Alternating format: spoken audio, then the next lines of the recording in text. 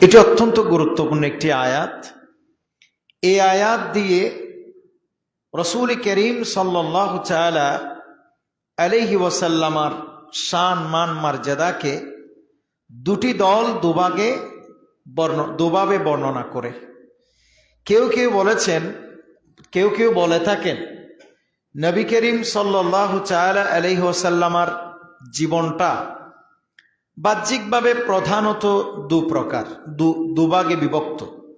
একটা হচ্ছে নবুয়ত প্রকাশের পূর্ববর্তী সময়, আর একটা হচ্ছে নবী করিম সাল্লাল্লাহু তাআলা আলাইহি ওয়াসাল্লামের নবুয়ত প্রকাশের পরবর্তী সময়। আপনারা কি আমার কথা বুঝতে পারছে?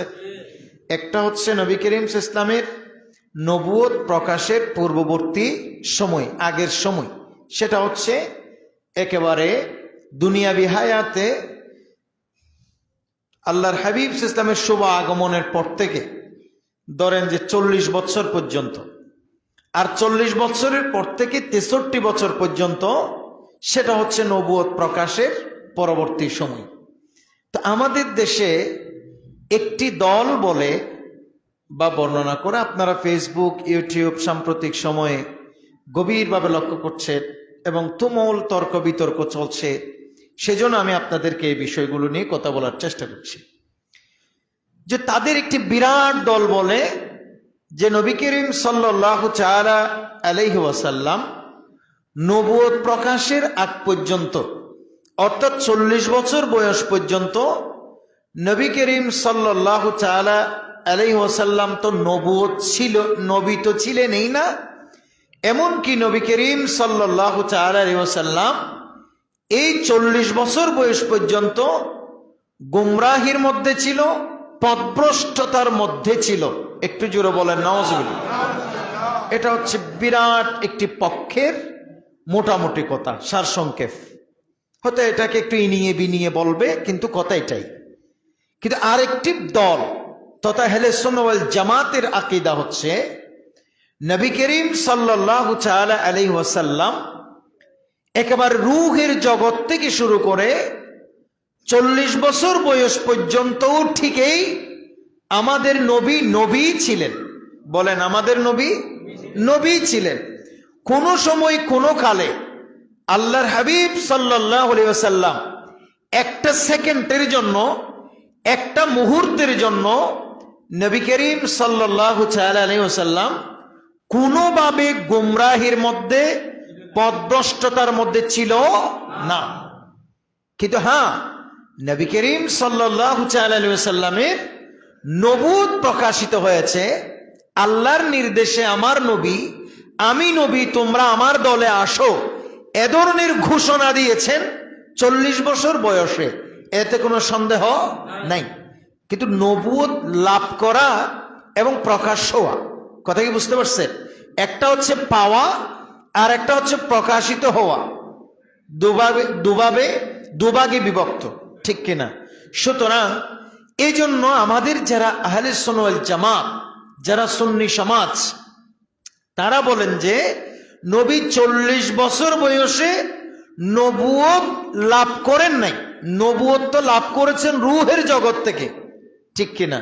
তো 40 বছর বয়সে নবী করিম সাল্লাল্লাহু তাআলা আলাইহি ওয়াসাল্লামের নবুয়ত প্রকাশিত হয়েছে আল্লাহর নির্দেশে। আমার নবী, আমি নবী বলে ঘোষণা দিয়েছেন। একটু জোরে বলুন সুবহানাল্লাহ। কিন্তু এর আগ পর্যন্ত নবীজি বিন্দু পরিমাণ সময়ের জন্য, একেবারে একটি সেকেন্ডের জন্য আমার নবী কোনোভাবে মিসগাইড ছিলেন না। আমাদের নবী কোনোভাবে পথভ্রষ্ট ছিলেন না। আমাদের নবী কোনোভাবে গুমরাহির মধ্যে ছিল না। তো যারা বলে যে নবী করিম ইসলাম নবুয়ত প্রকাশিত হবার আগে, অর্থাৎ 40 বছরের আগ পর্যন্ত নবীজি গুমরাহির মধ্যে ছিল, নবী ছিল না, এই জাতীয় কথাবার্তাগুলো যারা বলে, তাদের একটা বড় উল্লেখযোগ্য দলিল হচ্ছে সূরা দোহার 7 নম্বর আয়াত, যেটা আমি তেলাওয়াত করলাম। আল্লাহ বলেন, ওয়াওয়াজাদাকা দাল্লান ফাহাদা, ওয়াওয়াজাদাকা দাল্লান ফাহাদা। এটা বাণী কার? আল্লাহ, আল্লাহর বাণীটা। আল্লাহ পাক সুবহানাহু ওয়া তাআলা বলছেন, খুব খেয়াল করেন, এটা হচ্ছে তাদের ভাষায় বলছি, যারা নবী করিম সাল্লাল্লাহু আলাইহি ওয়াসাল্লামকে 40 বছরের আগ পর্যন্ত নবী বলে বিশ্বাস করতে চায় না, মানতে চায় না, মানে না। 40 বছর বয়সেই নবুয়ত লাভ করেছেন, এরপর থেকে মানে, আগেরটা মানে না। তারা এই আয়াতের অনুবাদ করে কি, আপনাকে পেয়েছেন আল্লাহ তাআলা গুমরাহি অবস্থায়, পথভ্রষ্ট অবস্থায়, অথবা আপনাকে পেয়েছে পথহারা অবস্থায়, এরপর আল্লাহ তাআলা আপনাকে হেদায়েত দিয়েছে। এটা হচ্ছে তাদের অনুবাদ। এটা আপনারা দেখবেন যে কোরআনুল কারীমের যে অ্যাপস গুলো আছে, যারা আহলে সুন্নাহ ওয়াল জামাত এর আলেম ওলামা ছাড়া অন্যান্য যেসব অ্যাপস গুলো কোরআনে আছে, মোবাইলের মধ্যে আপনারা যেগুলো পাবেন, সেগুলি প্রায় সব অনুবাদে এরকমই অনুবাদ করা আছে।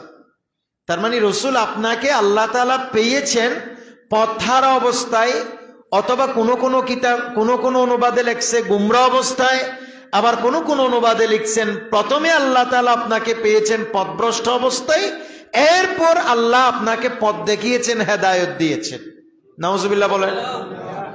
কিন্তু আসলে এটার অনুবাদটা হচ্ছে এভাবে, যেটা আহলে সুন্নাহ ওয়াল জামাতের আলেম ওলামারা করে, বিশেষ করে সৈয়দে আলা হযরত মুজাদ্দিদে দ্বীন মিল্লাত ইমাম আহমদ রেদা খান ফাজিল বেরেলি রহমতুল্লাহ আলাইহি অনুবাদটা এভাবেই করেছেন, ওয়া ওয়াজাদাকা দাল্লান ফাহাদা। হে রাসূল, আপনাকে আল্লাহ তাআলা প্রথমে পেয়েছেন আল্লাহর প্রেমে আত্মহারা অবস্থায়। কার প্রেমে আত্মহারা?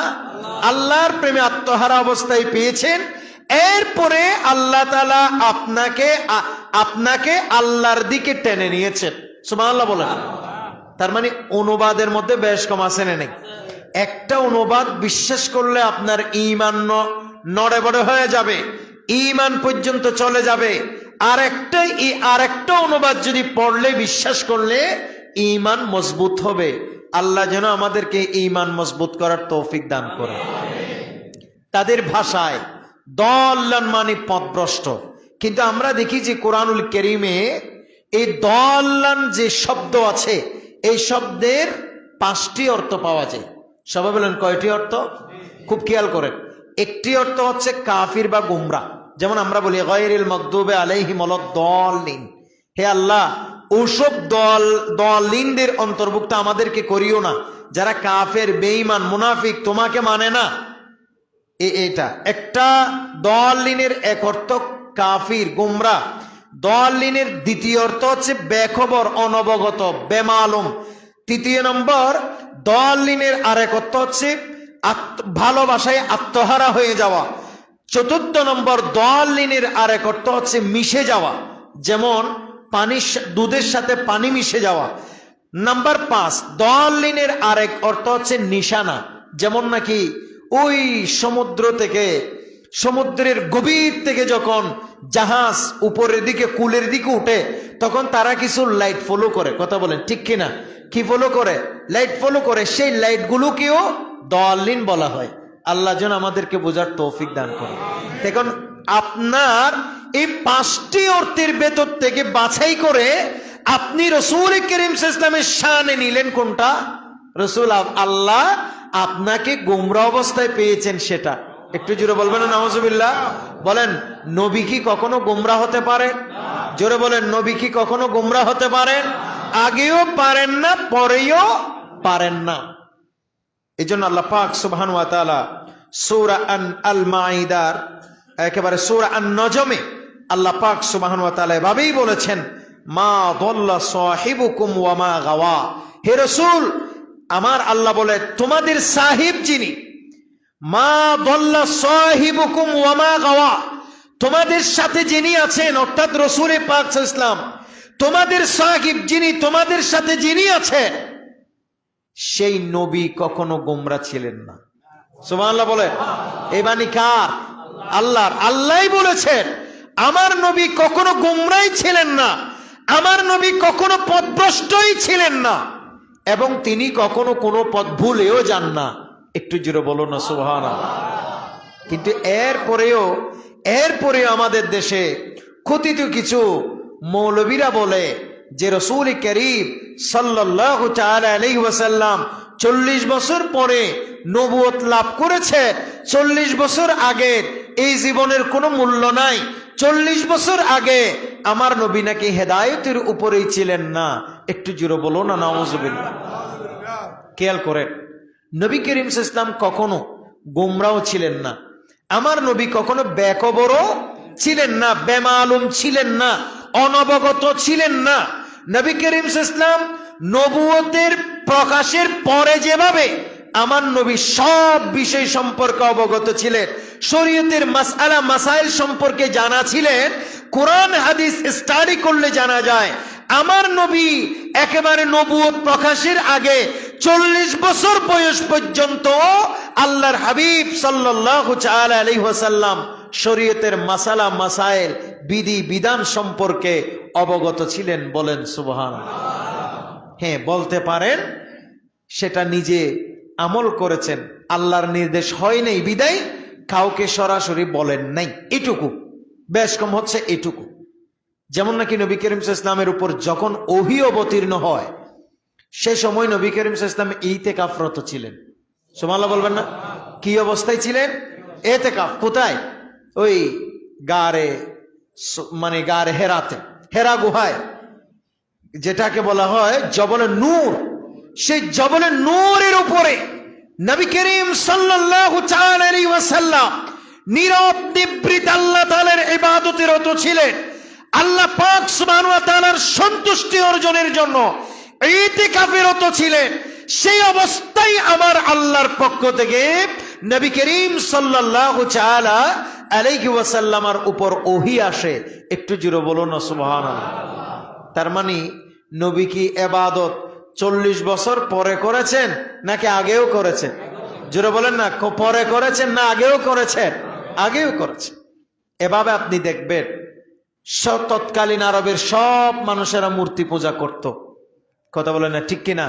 বেশ কম সব, প্রায় সব মানুষ কি করত? মূর্তি পূজা করত, যাদেরকে আল্লাহ হেদায়েত দিয়েছেন তারা ছাড়া। কিন্তু এই এমন একটি সময়ও সবাই মূর্তি পূজা করেছে। রাসূল করিম সাল্লাল্লাহু আলাইহি ওয়াসাল্লামের জীবনে এমন কোন ঘটনাকে আপনি বের করে দিতে পারবেন ভুলেও একদিন আমাদের নবী, শিশু অবস্থায় একদিন আমাদের নবী মূর্তি পূজা করেছে, এরকম কোন বর্ণনা পাওয়া যাবে? জোরে বলেন, পাওয়া যাবে? তা আপনি কিভাবে বলবেন যে নবী 40 বছর আগে গোমরা ছিলেন? আস্তাগফিরুল্লাহ। এটা কখনো মুসলমানের আকীদা হইতে পারে না। এবং বিভিন্ন কিতাবাদিতে আসছে এক সময় তৎকালীন আরবের বৃষ্টি হচ্ছিল না, মানুষ একেবারে হাহাকার হয়ে যাচ্ছিল। সে সময় নবী করিম সাল্লাল্লাহু আলাইহি ওয়াসাল্লামের বয়স ছিল 6 বছর। কথা বলেন, কয় বছর? এই বর্ণনাটা আমি পেয়েছি আশরাফ আলী থানভী সাহেবের লিখিত নুসরাতিব কিতাবের ভেতরে আছে। তো রাসূল করিম সাল্লাল্লাহু আলাইহি ওয়াসাল্লামের বয়স 6 সে সময় বৃষ্টি হচ্ছিল না, অনাবৃষ্টি। সবাই মূর্তির ধারে ধারে গিয়ে বৃষ্টি কামনা করছে। একটু জোরে বলো না নাউজুবিল্লাহ। আপনারা বলেন, মূর্তি কি কখনো বৃষ্টি দিতে পারে? সবাই মূর্তির ধারে ধারে গিয়ে কেউ লাতের কাছে গেছে, কেউ মানাতের কাছে গেছে, কেউ উজ্জার কাছে গেছে, কেউ উদ্ধার কাছে গেছে। এভাবে এক একজন এক এক মূর্তির কাছে গিয়ে গিয়ে বলে, আই মূর্তি তুমি আমাদেরকে বৃষ্টির ব্যবস্থা করো, হে মূর্তি তুমি আমাদের বৃষ্টির ব্যবস্থা করো, আই লাত আই মানাত আই উজ্জা আই উদ্ধা তুমি আমাদেরকে এবার বৃষ্টির ব্যবস্থা করে দাও। এভাবে সবাই মূর্তির ধারে ধারে গিয়েছে, ধর্ণা দিয়েছে। কেউ কারো কথায় কারো দোয়ায় বৃষ্টি অবতীর্ণ হয় না, কারণ মূর্তি কি বৃষ্টি দিতে পারবে? সব আরবের মানুষেরা সে সময়কার সবচাইতে শ্রদ্ধাভাজন ব্যক্তিত্ব ছিলেন।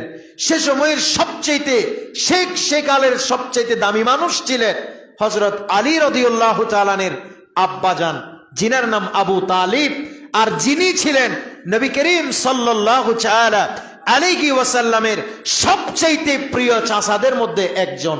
একটু জোরে বলুন না সুবহানাল্লাহ। সবাই গেলেন তার কাছে, গিয়ে বললেন যে, আই আবু তালিব, আই আমাদের সরদার, বৃষ্টির জন্য আমরা খরায় মরে যাচ্ছি, বৃষ্টির কারণে আমরা হাহাকার করছি, অনেক দোয়া আমরা করেছি, লাতের কাছে গিয়েছি, মানাতের কাছে গিয়েছি, উদ্দার কাছে গিয়েছি, কেউ আমাদেরকে বৃষ্টি দিয়ে উদ্ধার করে নাই। এবার অন্তত আপনি আমাদেরকে বৃষ্টির ব্যবস্থা করে দেন। সে আবু তালিব নবী করিম সাল্লাল্লাহু তাআলা আলাইহি ওয়াসাল্লামের হাত ধরলেন আর হেঁটে হেঁটে আল্লাহর ঘর খানে কাবায় চলে গেলেন। আর সাইয়্যিদুনা আবু তালিব তখন নবী করিম সাল্লাল্লাহু তাআলা আলাইহি ওয়াসাল্লামের দুই পাশে ছোট বাচ্চাদেরকে আমরা যেভাবে কুলে তুলি, ঠিক সেভাবে দুই হাতের বগল মোবারকের নিচে ধরে আমার নবীকে এভাবে আলগিয়ে আল্লাহর ঘর খানে কাবার সাথে লাগিয়ে ধরেছে। আল্লাহকে বলেছেন, আই রাব্বি করিম আল্লাহ, যে ঘরে আমি এসেছি এই ঘরও তোমার, যেই জাতকে আমি তোমার ঘরে লাগিয়ে ধরেছি সেই জাতও তোমার। আল্লাহ তুমি এই জাতের উসিলায় এখন বৃষ্টি আমাদের নাজিল করো। হযরত আবু তালিব শুধুমাত্র এভাবে দোয়া করতেই দেরি মুহূর্তের ভিতরে নবী করিম সাল্লাল্লাহু তাআলা আলাইহি ওয়াসাল্লামকে এভাবে যে তুলে ধরেছেন, সেখান থেকে নামানোর আগে আসমান থেকে মুষলধারে বৃষ্টি অবতীর্ণ হয়েছে। আর আপনারা বলছেন সেই নবী 40 বছর পর্যন্ত, যে নবুয়ত লাভ করার আগ পর্যন্ত নবী গুমরাহির মধ্যে ছিলেন, নবীর জীবনের কোনো মূল্য ছিল না। একটু জোরে বলো না নাউযুবিল্লাহ। বলে এটা কি কখনো সুস্থ বিবেকের মুসলমান বলতে পারে? আল্লাহ পাক সুবহানাহু ওয়া তাআলা শুধু আমাদের নবী না, সমস্ত নবীগণকে আল্লাহ পাক সুবহানাহু ওয়া তাআলা হেদায়েত সহকারে দুনিয়াতে প্রেরণ করেছে। শুধু আমাদের নবী না, আমাদের নবীতে এটা অনেক উপরের কথা। একেবারে সৈয়দুনা আদম আলাইহিস সালাম থেকে শুরু করে হযরতে ঈসা আলাইহিস সালাম পর্যন্ত সমস্ত নবীগণ জন্মগ্রহণের পর থেকে একেবারে ইন্তেকাল পর্যন্ত কখনো গুমরাহির মধ্যে, মূর্তি পূজার মধ্যে ছিল না। যেমনটা আমরা দেখি সাইয়েদনা ইব্রাহিম খলিলুল্লাহ আলাইহিস সালাতু ওয়াস সালাম একজন মূর্তি উপাসকের ঘরে লালিত পালিত হয়েছেন, আজরের ঘরে লালিত পালিত হয়েছে। আজর মূর্তি নিজে বানিয়েছে, বিক্রি করেছে। এরপরেও হযরতে সাইয়েদনা ইব্রাহিম খলিলুল্লাহ একটা সেকেন্ডের জন্য আজরের মূর্তিকে মানে নাই, আজরের মূর্তির পূজা করে নাই। কথা বলেন ঠিক না? কোন নবী গুমরাহির মধ্যে দুনিয়াতে আসে নাই। আর আমাদের নবীর ব্যাপার আল্লাহ তাআলা বলেছেন, আউযু বিল্লাহি মিনাশ শাইতানির রাজীম, হুয়াল্লাযী আরসালা রাসূলাহু বিল হুদা ওয়া দীনিল হক লিইয়ুযহিরাহু আলাদ-দীনি কুল্লিহি ওয়ালাউ কারিহাল মুশরিকুন। সুবহানাল্লাহ। আল্লাহ পাক সুবহানাহু ওয়া তাআলা বলছেন, ইয়া রাসূলুল্লাহ, ইয়া হাবিবাল্লাহ, আমি আপনাকে হেদায়েত সহকারে, কি সহকারে? হেদায়েত সহকারে, কোন গুমরাহির ভিতরে নয়, কোন মূর্তি পূজার এরকম নিয়ম রীতি আপনার ভিতরে রেখে নয়, বরং আমি আল্লাহ আপনি রাসূলকে দুনিয়াতে প্রেরণ করেছি একেবারে হেদায়েত সহকারে, দ্বীনে হকের উপরে, হক দ্বীনের উপরে, যাতে করে আপনার দ্বীন, আপনার রাস্তাটা সবার থেকে আলাদা থাকে, উচ্চ মর্যাদায় থাকে। উচ্চ আওয়াজে বলুন সুবহানাল্লাহ। আমার আল্লাহ বলেন, রাসূল আমি আপনাকে দ্বীনে হকের উপরে প্রেরণ করেছি, হেদায়েত সহকারে আমি আপনাকে প্রেরণ করেছি, যাতে করে আপনি যে রাস্তায় থাকবেন সেই রাস্তাটা সকল রাস্তা থেকে দামি হয়ে যায়। আর একটু জোরে বলেন না সুবহানাল্লাহ। সকল রাস্তা থেকে যেন আপনি রাসূলের রাস্তাটা অনেক দামি হয়ে যায়। ওয়ালাউ কারিহাল মুশরিকুন, যদিও সেটা কাফেররা অপছন্দ করে, মুশরিকরা অপছন্দ করে, এতে কিছু আসে আর যায় না। আপনি রাসূলকে আমি হেদায়েতের উপরে নাজিল করেছি, অবতীর্ণ করেছি, আমি আপনাকে হেদায়েতের উপরেই পাঠিয়েছি। একটু জোরে বলুন সুবহানাল্লাহ। সুতরাং কেউ যদি এ ধরনের আকীদা বিশ্বাস রাখে, নবী করিম সাল্লাল্লাহু আলাইহি ওয়াসাল্লাম 40 বছর আগে গুমরাহির মধ্যে ছিলেন, আল্লাহর কোরআন মোতাবেক ওই ব্যক্তির ঈমান থাকতে পারে? কথা বলেন, তার ঈমান আছে? আমাদের নবী না, কোন নবী গুমরাহির মধ্যে এক সেকেন্ডের জন্য ছিলেন না। একটু জোরে বলুন না সুবহানাল্লাহ। এটা সমস্ত নবীদের শান মান আজমত। হযরত আব্দুল আজিজ মুহাদ্দিসে দেহলভী রাহমাতুল্লাহ আলাই তিনি বর্ণনা করেছেন, বলে ওয়াজাদাকা দাল্লান ফাহাদা, এটার অর্থ যদি এভাবে করা হয়, খুব খেয়াল করেন, রাসূল আপনাকে, আমি আল্লাহ আপনাকে পেয়েছি পথহারা অবস্থায়, অতঃপর আমি আপনাকে পথের দিশা দিয়েছি। যদি অর্থের অনুবাদটা এভাবে করা হয় তাহলে এতেও কোনো অসুবিধা নাই, কারণ নবী করিম সাল্লাল্লাহু আলাইহি ওয়াসাল্লামকে পথহারা পেয়েছেন মানে এখানে আল্লাহর হাবিব সাল্লাল্লাহু আলাইহি ওয়াসাল্লামের ছোটকালের দুইটি ঘটনার দিকে ইশারা করা হয়েছে, মূলত আমার নবীর গুমরাহের দিকে ইশারা করা হয় নাই। একটু জোরে বলুন। ছোটকালের কয়টি ঘটনা? অনেক ছোট বাচ্চারা বাবা মা থেকে হারিয়ে যায় না? যায়। আগে বেশি হারিয়ে যেত। এই দেখবেন যে আপনারা ফেসবুকে দেখবেন যে হারানো অনেক ছেলের গল্প বলে আমি 5 বছর বয়সে রেল স্টেশন থেকে হারিয়ে গেছি। অনেকেই বলে আমি 6 বছর বয়সে আমার আম্মার সাথে বরিশাল যাবার সময় হারিয়ে গেছি। এরকম অনেকে বলে না? বলে। আগের দিনে এরকম বেশি বাচ্চা হারিয়ে যেত। একবার ছোট অবস্থায় নবী করিম সাল্লাল্লাহু আলাইহি ওয়াসাল্লামের এরকম বেশ কিছু ঘটনা পাওয়া যায়। সেখানের ভিতরে একটা ঘটনা এরকমও আছে, আল্লাহর হাবিব সাল্লাল্লাহু আলাইহি ওয়াসাল্লাম একবার হঠাৎ করে ছোট অবস্থায় পবিত্র নগরী মক্কাতুল মুকাররমা থেকে হারিয়ে গেলেন, কেউ পাচ্ছিলেন না। এক পর্যায়ে দেখতেছে তৎকালীন মক্কাতুল মুকাররমের মক্কা শরীফের এক উপত্যকায় এক পাহাড়ের উপরে নবী করিম সাল্লাল্লাহু আলাইহি ওয়াসাল্লামকে আবু জেহেল পেয়ে বসছে। কে পাইছে? আবু জেহেল। দুশ্মন নাকি দুস্থ? দুশ্মন। কিন্তু দুশ্মন তো এটা পরে সাব্যস্ত হচ্ছে। কথা কি আপনারা বুঝতে পারছেন? তখন তো নবী করিম সাল্লাল্লাহু আলাইহি ওয়াসাল্লামের কোন কাল? শিশুকাল। আপনারা আমার কথা বুঝতেছেন? নবী করিম সাল্লাল্লাহু আলাইহি ওয়াসাল্লামের তখন কোন কাল? শিশুকাল। তো শিশু অবস্থায় নবী করিম সাল্লাল্লাহু আলাইহি ওয়াসাল্লাম হারিয়ে গেছে। তা আবু জেহেল তো আর জানে না উনি যে আখেরি জামানার নবী হয়, এই আবু জেহেল একদিন উনার হাতেই ধ্বংস হবে, এটা তো আবু জেহেল বুঝতে পারছে না। আবু জেহেল এটুকুই জানে যে উনি আমাদের এলাকার, আমার বাতিজা সম্পর্কে উনি খুব ভালো ছেলে, এর চেয়ে উত্তম চরিত্রের কোনো মানুষ এই জগতে নাই, অন্তত এইটুকু জানে। এজন্য আমার নবীকে পাওয়ার সাথে সাথে সে আদর করে ও গাদার পিঠের উপর বসাইছে। তবে বুকার ঘরের বুকা, সে বসাইলো আমার নবীকে পেছন। একটু জোরে বলবেন না নাউজুবিল্লাহ? কোথায় বসাইছে? পেছন। আবু জেহেল না চিনে নাই, কিন্তু আমার নবী যে আমার নবী, এটা তো যে গাদার উপর সওয়ার হয়েছে ওই গাদা বুঝে গেছে। আর একটু জোরে বলেন না সুবহানাল্লাহ। দেখে মানুষে বুঝছে না, কিন্তু চতুষ্পদ জন্তু সে গাদা হতে পারে। যখনই আবু জেহেলের পেছনে আমার নবীকে বসিয়েছে, গাদা হাঁটবে দূরের কথা, জায়গায় বসে গেছে। সুবহানাল্লাহ বলে। জায়গায় কি গেছে? বসে গেছে। আবু জেহেল বলে, কিরে আমার গাদা পরীক্ষা নিরীক্ষা করে আনা হলো, সব ঠিকঠাক আছে, এই গাদা হাঁটে না কেন? দেখা যায় যে নিজে নামি গেলে উপর দাঁড়ায় যায়, আবার যখন আমার নবীকে পেছনে রেখে বসে আবার বসে যাই। আবু জেহেল বলছে বড় মস্ত মুসিবতে পড়লাম। আবু জেহেলও তো তৎকালীন আরবের এত বেকুব মানুষ না, সেও তো অনেক চালাক চতুর। সে বলতেছে দেখি ওনাকে একটু পেছন থেকে সামনে নিয়ে দেখি। যখন নবী করিম সাল্লাল্লাহু আলাইহি ওয়াসাল্লামকে সামনে বসাইলেন, গাদা এমন ভাবে দাঁড়িয়ে গেলেন, সে গাদা দাঁড়িয়ে আনন্দ চিত্তে মক্কাতুল মুকাররমা তথা নবী করিম সাল্লাল্লাহু আলাইহি ওয়াসাল্লামের দাদা জানের ঘর যেখানে আব্দুল মুত্তালিবের ঘরের সামনে এসে সুন্দর মতো দাঁড়াই গেলেন। তারপরে চতুষ্পদ জন্তু সেও আমার নবীকে চিনতেছে। কখন? নবুয়ত প্রকাশের আগে না পরে? আগে। পরে তো চিনে, আগেও চিনতেছে। একটু জোরে বলবেন না সুবহানাল্লাহ। আবু জেহেল যেভাবে চিনে নাই, আর এখনের যুগের এরাও চিনে না। আবু জেহেল মার্কা মৌলবীরা এখন আমার নবীকে চিনে না। আল্লাহ যেন আমাদেরকে বোঝার তৌফিক দান করে।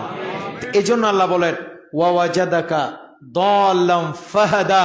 রাসূল আপনাকে, যদি এটার অর্থ এভাবে হয়, রাসূল আমি আপনাকে পথ হারা অবস্থায় পেয়েছি, আবার আপনাকে পথের দিশা দিয়েছি।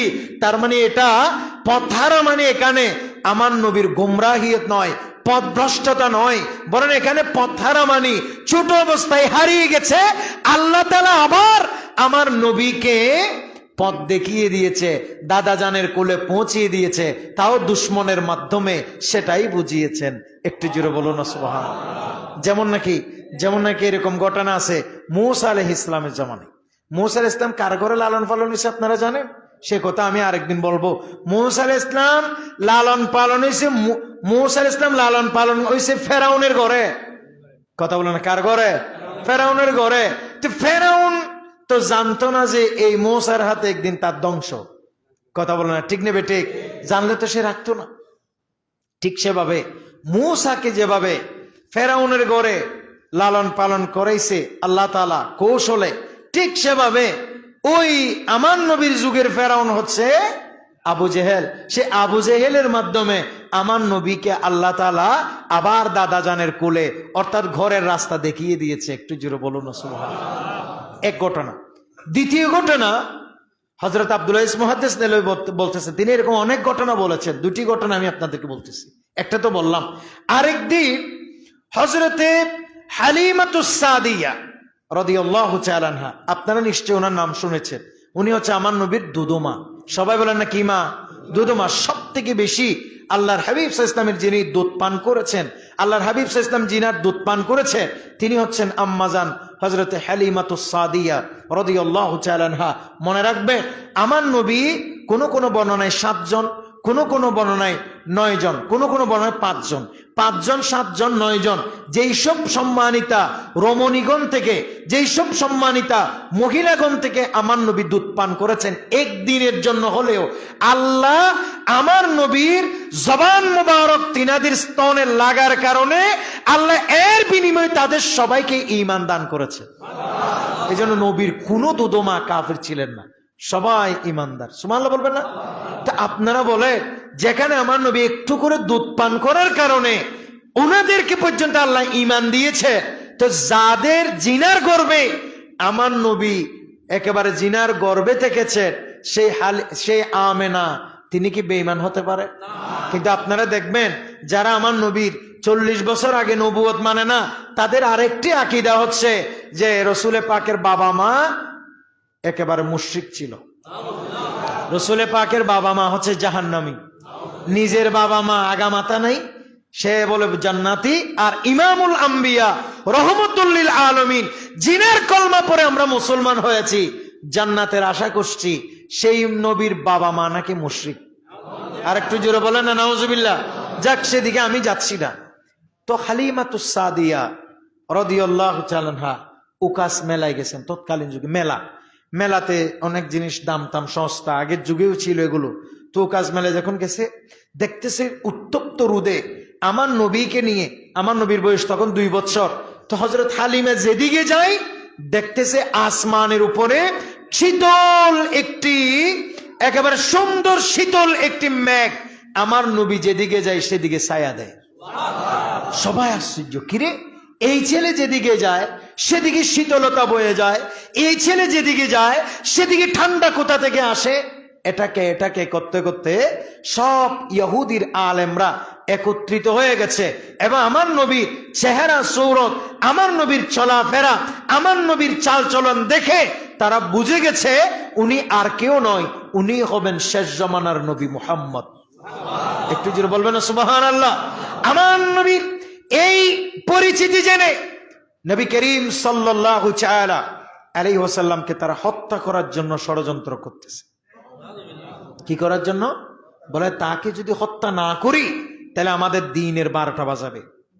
হযরত হালিমাতুস সাদিয়া সেটা শুনে এইটুকুতেই আমার নবীকে হাতে নিয়ে বলে, হায় রে, আমি চাইছিলাম আমার জাদুটাকে আরো কিছুদিন আমার ঘরে রাখি, কিন্তু এই দুশ্মনের কারণে তো সম্ভব নয়। যাক, আমি আপাতত একটু আগে তাকে নিজের ঘরের দিকে একটু নিয়ে যাই।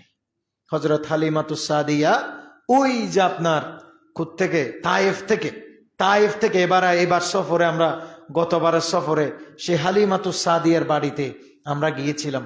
হ্যাঁ, তো সেই হালিমাতুস সাদিয়া কত দূর থেকে তিনি সেখান থেকে আবার হেঁটে হেঁটে পবিত্র নগরী মক্কাতুল মুকাররমার দিকে আসছিলেন একা একা, শুধু সাথে নবী করিম সাল্লাল্লাহু আলাইহি ওয়াসাল্লাম আর তিনি, ওনারা দুজন আসছিলেন। আস্তে আস্তে একটা জায়গায় হযরত হালিমাতুস সাদিয়া রাদিয়াল্লাহু তাআলা আনহার একটু প্রাকৃতিক ডাকে সাড়া দিবেন তিনি বললেন যে, আমার নবীকে আপনি এখানে বসেন, আমি একটু এখান থেকে আমার হাজত সারায় আসি, আপনি এখান থেকে সরবেন না। ইত্যবসরে তিনি হাজত সারায় আসতে কতক্ষণ হয়েছে তো আমরা জানি না। এসেই দেখতেছেন নবী করিম সাল্লাল্লাহু আলাইহি ওয়াসাল্লাম হারিয়ে গেছে, সেখানে এই জায়গায় আর নাই। আচ্ছা, নবী করিম সাল্লাল্লাহু আলাইহি ওয়াসাল্লাম যখন পাচ্ছেন না, আমার নবীকে যখন পাচ্ছেন না, তিনার মন দিল কি ঠিক আছে? তিনি পাগল হয়ে গেছেন না? শেষ পর্যন্ত এই পাগল অবস্থায় কান্নাকাটি করতেছে, আই ওয়ালিদা আই মুহাম্মাদা, আই ওয়ালিদা আই মুহাম্মাদা। এভাবে এভাবে হালিমাতুস সাদিয়া রাদিয়াল্লাহু তাআলা আনহা দু চোখের পানি ছেড়ে দিয়ে কাঁদছিলেন, হে আমার পুত্র, হে মুহাম্মদ, হে আমার পুত্র, হে মুহাম্মদ বলে কাঁদছিলেন। কাঁদতে কাঁদতে এক পর্যায়ে মক্কাতুল মুকাররমায় এসে পৌঁছে গেলেন। উচ্চ আওয়াজে বলুন সুবহানাল্লাহ। তিনি মক্কা শরীফ চলে আসলেন একা, নবীজি নাই। এই ছোট্ট মানুষ হারিয়ে গেছেন একেবারে অর্ধেক রাস্তা থেকে। খুব চিন্তিত হয়ে গেলেন। শয়তান আসি বলতেছে, বড় একটা নুরানি সুরত বেশভূষা, চাদর টাদর জাফাই আসি বলতেছে, বলে আই হালিমা, তুমি এখানে মোহাম্মদকে খুঁজলে কোথায় পাইবা? ওই লাত মানাত উদ্দা হুবল যেগুলি আছে, বড় বড় মূর্তির যেগুলি আছে, যাও না এই মূর্তির কাছে গিয়ে বলো তোমার মোহাম্মদ হারিয়ে গেছে, দেখবা তোমার মূর্তি মোহাম্মদকে খুঁজি দিবে। একটু জোরে বলো নাউজুবিল্লাহ।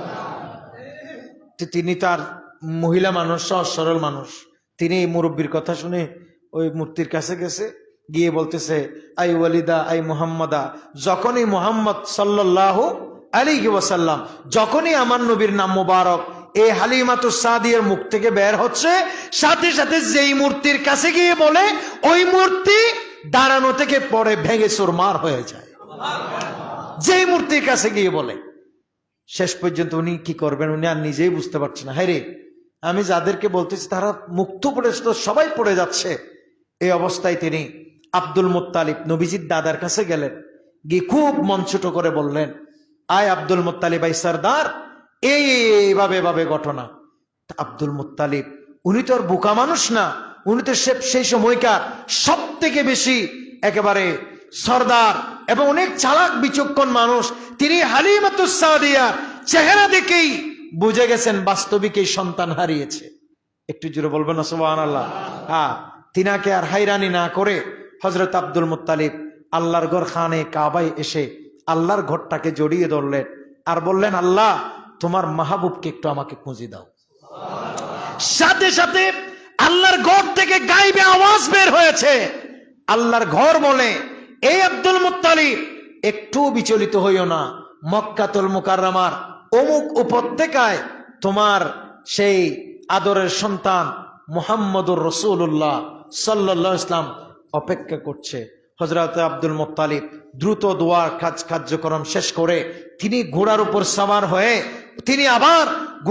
সওয়ার হয়ে যাত্রা শুরু করলেন ওই পাহাড়ের দিকে। গিয়ে দেখতেছে ছোট্ট এক শিশু, 2 বছরের এক শিশু গাছের গোড়ায় বসে বসে খেলাধুলা করতেছে। আর একটু জোরে বলেন। এর কয় বছর আগে দেখছে আব্দুল মুত্তালিব? আব্দুল মুত্তালিব তো দেখছে মাত্র 7 দিন বয়সে, যেদিন হালিমাতুস সাদিয়ার মানে হাতে তুলে দিচ্ছে সেই দিন দেখছিল। এর মধ্যে কি আর দেখছে? এত দেখে না। তো চিনার কোনো সুযোগ আছে? কারণ উনি তো আমাদের বাচ্চার মতো বাচ্চা না। নবী করিম সাল্লাল্লাহু আলাইহি ওয়াসাল্লামের বেড়ে ওঠা এটা তো আলিশান। একটু জোরে বলেন না সুবহানাল্লাহ। তো তিনি তো চিনার কোনো ব্যাপার না, মানে বিষয় না। তো তিনি না চিনে জিজ্ঞেস করতেছে, মা ইসমুক, কি নাম তোমার? আমার নবী তখন মুস্কি হাসি দিয়ে বলে আনা মুহাম্মদ ইবনে আব্দুল্লাহ ইবনে আব্দুল মুত্তালিব। বলে আপনি আমাকে চেনেন নাই? আমি হলাম মুহাম্মদ, আমার বাপ হলেন আব্দুল্লাহ, আর সেই আব্দুল্লাহর বাবা হলেন আপনি আব্দুল মুত্তালিব, আর আপনি আমাকে চিনছেন না। এই কথা বলতেই হযরত আব্দুল মুত্তালিব জড়িয়ে ধরলেন। জোরে বলেন সুবহানাল্লাহ। জড়িয়ে ধরে তিনাকে সেখান থেকে নিয়ে আবার ঘরে চলে আসলেন। এই জন্য আল্লাহ তাআলা বলছেন, ওয়া ওয়াজাদাকা দাল্লান ফাহাদা। হে রাসূল, আমি আপনাকে পথহারা পেয়েছি। এখানে যদি পথহারা পেয়েও এটা যদি অনুবাদ করা হয়, তারপরে বুঝতে হবে এই পথহারা মানি গুমরাহি নয়, এই পথহারা মানি হেদায়েত শূন্য নয়, এই পথ হারা মানি ওই ছোটবেলার হারিয়ে যাওয়া সেই ঘটনা আল্লাহ তাআলা আমার নবীকে আবার স্মরণ করিয়ে দিচ্ছেন। রসুল, একটা সময় তো আমি আপনাকে পথ হারা অবস্থায় পেয়েছিলাম, কি পরবর্তীতে আমি আপনাকে আবার পথ দেখিয়েছি। একটু জোরে বলেন না সুবহানাল্লাহ।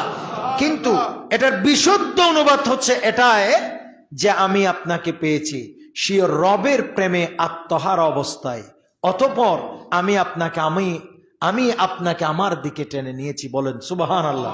অতএব এই চলমান পরিস্থিতিতে সাম্প্রতিক সময়ে আমরা যেটি লক্ষ্য করছি, আপনারা জানেন নবী করিম সাল্লাল্লাহু তাআলা আলাইহি ওয়াসাল্লাম নবুয়ত প্রকাশের আগে, নবুয়ত প্রকাশে যে কয় বছরে বললাম, 40 বছর, 40 বছরের আগেও কিন্তু আমার নবী হজ করেছেন। আর একটু জোরে বলেন। কিন্তু আপনারা এটা শুনেন, সহিহ বুখারীতে হাদিস আছে, তৎকালীন আরবের কুরাইশের সব মানুষেরা হজের দিন উকুফ করতেন মুজদালিফায়। কোথায়? আচ্ছা, আপনারা যারা এখানে আমাদের অনেক হাজী সাহেবানরা আছেন, আল্লাহ তাআলার রহমতে মেহেরবানিতে আমরাও হজ করছি, হজের উকুফটা কি মুজদালিফায় হবে নাকি আরাফায় হবে? আরাফায়। বলে না কোথায় হবে? আরাফায়। আমার নবী বলছেন যে হজ মানি তো আরাফা। একটু জোরে বলেন না সুবহানাল্লাহ। তো হজের উকুফ হবে কোথায়? আরাফায়। তো তৎকালীন আরবের সব কুরাইশেরা উকুফ করতেন কোথায়? মুজদালিফায়। আচ্ছা, এটা শুদ্ধ না অশুদ্ধ? এটা ভুল নাকি শুদ্ধ? ভুল, অবশ্যই ভুল।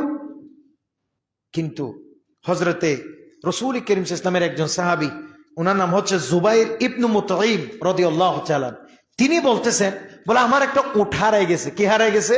উট হারাই গেছে। বলে সেদিন ছিল মানে 10 জিলহজ। তো সব মানুষরা, আরবের সব মানুষরা কোথায়? মুজদালিফায়। কোথায়? মুজদালিফায়। তখনও নবীজির নবুয়ত প্রকাশ হয় নাই। সিরিফ একজন মুহাম্মদকে আমি দেখেছি, তিনি মুজদালিফায় না গিয়ে আরাফায় বসে আছে। আর একটু জোরে বলেন না সুবহানাল্লাহ। তো আমি আশ্চর্য হয়ে বললাম, ওয়াল্লাহি মিনাল হুমসি ফামা শানুহু হাহুনা। কি হয়েছে এই ছেলের? এই ছেলে তো আমাদের কুরাইশদের ছেলে, সবাই মুজদালিফায়, কেন আরাফায়? একটু জোরে বলেন না সুবহানাল্লাহ। তার মানে বোঝা যাচ্ছে আমাদের হজের উকুফ, আমাদের হজের বৈঠক, আমাদের হজটা যে আরাফায় হবে, এই নিয়ম নীতি এটা আমার নবীর নবুয়ত প্রকাশের আগেও জানতেন। আর একটু জোরে বলেন। সুতরাং কেউ এই কথা বলার সুযোগ নাই নবী নবুয়ত প্রকাশের আগে অনবগত ছিলেন, অনবহিত ছিলেন, এটা জানতেন ওটা জানতেন না, এই জাতীয় কথা বলার কোনো সুযোগ নাই। কারণ আল্লাহ বলেছেন, হুয়াল্লাযী আরসালা রাসূলাহু বিল হুদা ওয়া দীনিল হক। হে রাসূল, আমি আপনাকে প্রেরণ করেছি একেবারে হকের উপরে হেদায়েত সহকারে। অতএব ফেসবুকে যেগুলো মায়ের ফিট, তুফান, জামিলা এখানে বলা বলি করতেছে, আমাদের দেশে কিছু কিছু দেখবেন কোরআন হাদিস এজমা কিয়াসের যত দলিল দিয়ে বুঝাই, একটা দল আছে এই দলিল মানতে রাজি নয়। তাদের দলিল হচ্ছে তাদের শায়েখ, তাদের শায়েখ যা বলবে তাই শুদ্ধ। একটু জোরে বলবেন না নাউজুবিল্লাহ। এটা এরকম অন্ধকারও বক্ত হবেন না। অন্ধভক্ত হইয়ে মুক্তি পাওয়ার কোনো সুযোগ নাই। তারা আমাদেরকে বলে আমরা মাজার পূজারি, আমরা কবর পূজারি। কেন? আমরা কি কবর পূজা করি? আমরা কি মাজার পূজা করি? আমরা কি পীরের পূজা করি? আমরা একমাত্র ইবাদত করি কার? আমরা মুসলমানের কবরের কি করি? জিয়ারত করি। আমরা আল্লাহর ওলির মাজারের কি করি? কিন্তু আমরা কেউ পূজা করি না। কিন্তু পক্ষান্তরে দেখা যাচ্ছে যারাই আমাদেরকে কবর পূজারি, মাজার পূজারি বলে গালি দেয়, তাদেরকেই দেখা যাচ্ছে আমরা বলছি নবী করিম সাল্লাল্লাহু আলাইহি ওয়াসাল্লামের নবুয়ত কেন্দ্রিক বিষয় নিয়ে এক পক্ষ দেখা যাচ্ছে ফেসবুকে আমরা এই সমস্ত ওয়াজগুলো যখন যাই, দেখবেন যে ওখানে আমাদেরকে ইচ্ছা মতো গালিগালাজ করতেছে। একটু জোরে বলেন না নাউজুবিল্লাহ। আরে তুমি গালিগালাজ না করে তুমি আমাদের কথাগুলো বুঝো, আমরা কি নিয়ে বিতর্কে জড়িয়েছি আগে তুমি একটু সেটি দেখো। কথা বলে না, ঠিক নেবে ঠিক না। নবীর কথাই যত বলি তার কাছে এগুলো কোনো ব্যাপার না। নবীর শানে শায়েখ যত বিয়াদবি করো সেগুলি তার কাছে কোনো ব্যাপার নয়। তো তার কাছে কি ব্যাপার? তার কাছে সবচেয়ে বড় ব্যাপার হচ্ছে তার শায়েখ। শাইখকে বাঁচাবার জন্য সে নবীকে পর্যন্ত ছেড়ে দিতে রাজি আছে। আর একটু জোরে বলে, এইরকম একটা বিতর্ক বর্তমানে ফেসবুকে, ইউটিউবে একেবারে প্রতিদিন চলছে। অতএব আমি আপনাদেরকে বলবো, খবরদার, কোন শাইখের মানে করার, অন্ধভক্ত হওয়ার দরকার নাই। আমাদের কোন শাইখ, কোন মানুষ, কোন ব্যক্তি বিশেষ আমাদেরকে দুই চোখ বন্ধ করলে, আমরা মরে গেলে কেউ কি আমাদেরকে বাঁচাইতে পারবে? আমরা যদি বাঁচার আশা রাখি তাহলে একমাত্র বাঁচাইতে পারবেন কে? আমরা যদি বাঁচার আশা রাখি একমাত্র বাঁচাইতে পারবে আমার নবীর আদর্শ, ঠিক নেবে ঠিক? একমাত্র বাঁচাইতে পারবে আল্লাহ এবং রসুল, এছাড়া আমাদের আর কোনো সাহারা নাই। সুতরাং গোটা পৃথিবী যদি ত্যাগ দিতে হলেও আল্লাহর জন্য, আল্লাহর রসুলের জন্য দিতে আমরা প্রস্তুত আছি না নাই? বাস এটাই হবে মুসলমানের স্লোগান। আল্লাহ আমাদেরকে বোঝার তৌফিক দান করুন।